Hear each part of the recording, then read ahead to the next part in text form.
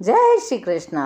मैं संध्या शर्मा श्री चैतन्य महाप्रभु की इस कथा में आप सभी हरि भक्तों को आमंत्रित करती हूँ। अद्वैताचार्य जी फिर एक बार नवद्वीप आते हैं। माता शची उन्हें भोजन के लिए निमंत्रण करती हैं, लेकिन आचार्य अद्वैताचार्य जी को भगवान श्याम सुंदर के दर्शन करने की बड़ी इच्छा थी। वे चाहते थे कि गौरांग उन्हें असली रूप के दर्शन दें, तो गौरांग कहने लगे, ये मेरे हाथ में नहीं है। तब प्रभु की ऐसी बात सुनकर आचार्य ने कुछ संदेह किया। परीक्षा के भाव से आंखें बंद की। थोड़ी ही देर में भक्तों ने देखा आचार्य मूर्छित होकर पृथ्वी पर गिर गए हैं। ऐसा लगा उनमें कोई चेतना ही नहीं है। उनकी नासिका के छिद्रों पर हाथ रखा तो पता चला सांस तो चल ही नहीं रही है। उनके शरीर में प्राण ही नहीं है। उनके चेहरे पर प्रत्यक्ष तेज चमकता था। प्रभु से पूछा पंडित जी ने, प्रभु आचार्य की ये दशा कैसी हो गई है? ये इस तरह क्यों हो गए हैं? प्रभु ने कहा, आप लोग किसी प्रकार का भी भय न करें। मालूम होता है आचार्य को हृदय में अपने इष्ट देव के दर्शन हो गए हैं। उसी के प्रेम में ये मूर्छित हो गए हैं। प्रभु, अनुमान और प्रत्यक्ष दोनों ही आपके अधीन हैं। आचार्य सौभाग्यशाली हैं जो इच्छा करते ही उन्हें आपके श्याम सुंदर रूप के दर्शन हो गए। हतभाग्य तो हम ही हैं जो हमें इस प्रकार का कभी सौभाग्य प्राप्त नहीं हुआ। अब ऐसा अनुग्रह कीजिए आचार्य को जिससे होश आ जाए।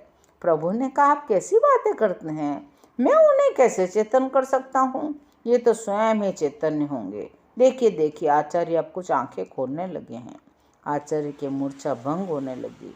आचार्य, आपने क्या देखा? श्रीवास पंडित ने पूछा। आचार्य कहने लगे, हो, अद्भुत रूप के दर्शन हुए हैं। वे श्याम सुंदर, वे बनवारी, वे पीठ पटधारी, वे मुरली मनोहर मेरे सामने प्रकट हुए। मैंने प्रत्यक्ष देखा। स्वयं गौर ने ही ऐसा रूप धारण करके मेरे हृदय में प्रवेश किया। अपनी मंद मंद मुस्कान से मुझे बेसुध सा बना दिया। उस माधुरी को पान करने में मैं ऐसा तल्लीन हुआ कि अपने आप को ही खो बैठा। थोड़ी देर के बाद वही मूर्ति गौर रूप धारण करके मेरे सामने आ बैठी। तभी मुझे चेत हुआ। प्रभु ने हंसते हंसते उपेक्षा के साथ कहा, मालूम पड़ता है आचार्य ने गत रात्रि में बड़ा जागरण किया है, इसलिए आंख बंद करते ही इन्हें नींद आ गई और नींद में स्वप्न देख रहे हैं। प्रभु, अब मेरी अधिक वंचना न कीजिए। अब मुझे आपके श्री चरणों में विश्वास उत्पन्न हो गया है। ऐसी आप मुझे आशीर्वाद दीजिए। प्रभु ने वृद्ध आचार्य को उठाकर गले से लगाया। आप परम भागवत है। आपकी निष्ठा बहुत ऊंची है।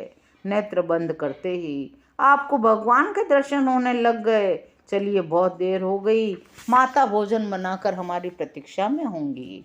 प्रभु की आज्ञा पाकर श्रीवास सहित आचार्य महाप्रभु के घर चलने को तैयार हो गए।